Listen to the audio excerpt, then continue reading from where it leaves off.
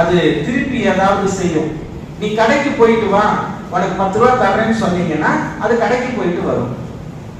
சும்மா தான் போற, எனக்கு ஹோம்ஒர்க் இருக்குன்னு சொல்லு, ஹோம்ஒர்க்கே இல்ல நோட்டை எடுத்து வச்சுக்கிட்டு எழுத ஆரம்பிச்சது. எனக்கு அசைன்மெண்ட் இருக்கு, சிரிக்கிறது செஞ்சியா?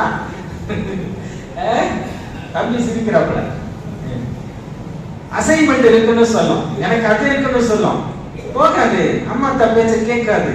கிவ் அண்ட் டேக் பாலிசி 8 வயசுல இருந்து 13 வயசு வரைக்கும் இந்த குழந்தையை எப்படி நம்முடைய கட்டுக்குள்ள கொண்டு வரது தெரிஞ்சுக்கணும்.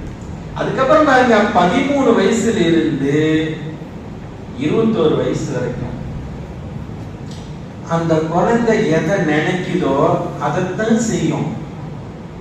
நீங்க விதைக்கிறதுன்னு நினைச்சீங்கன்னா 13 வயசுல ஒரு ரிசல்ட் வேணும்னு நினைச்சீங்கன்னா 1 வயசுல இருந்து 13 வயசுக்குள்ள அதுக்கு எல்லாம் அதை விதைச்சிடணும். அதோட ரிசல்ட்ட 13 வயசுல நீங்க அறுவடை செஞ்சுக்கலாம்.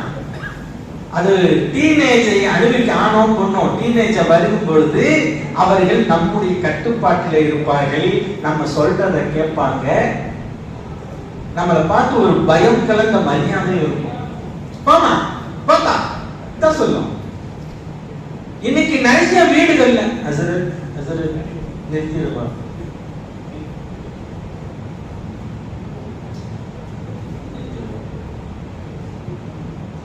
இந்த வடம் வந்தனால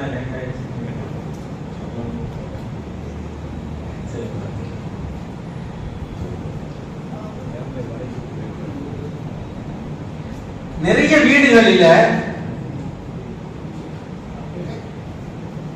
பெண்களுடைய பாடு பெரும்பாடா இருக்குங்க. குழந்தைகளை வீட்டில் இருக்கும் போது அந்த அம்மா கத்திக்கிட்டே கிடக்கும், சும்மா கத்திக்கிட்டே கிடக்கும், திட்டிகிட்டே கிடக்கும், அட்வைஸ் பண்ணிட்டே இருக்கும், கோவப்பட்டுட்டே இருக்கும். நிறைய வீடுகளில் இருந்தாங்க நிலைமை. அஜர்த்தி என் பையன் சொல்ல வச்சு கேட்க மாட்டேங்கிறான், என்ன கத்த வச்சுட்டே இருக்கிறான், இவனாலதான் எனக்கு உடம்பு சரியில்லாம போயிருச்சு, இவனாலதான் எனக்கு உடம்பு சரியில்லாம போயிருச்சு. சொல்றத எனக்கு அதிகமா கேட்க முடியும். இதுக்கெல்லாம் என்ன காரணம் கேட்டா, நம்ம கொடுத்த செல்லம், அதிகமான செல்லம்.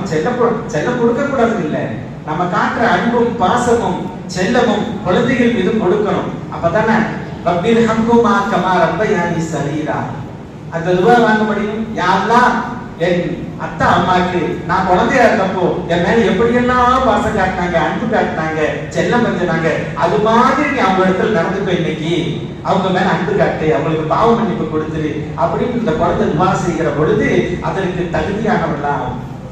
செல்லம் கொடுக்கணுங்க, செல்லம் கொடுக்க கூடாது, அன்பு கொடுக்கணும், பாசம் கொடுக்கணும், அக்கறையாக இருக்கணும், எல்லாம் செய்யணும். ஆனா அதுல ஒரு வரம்பு இருக்கிறது.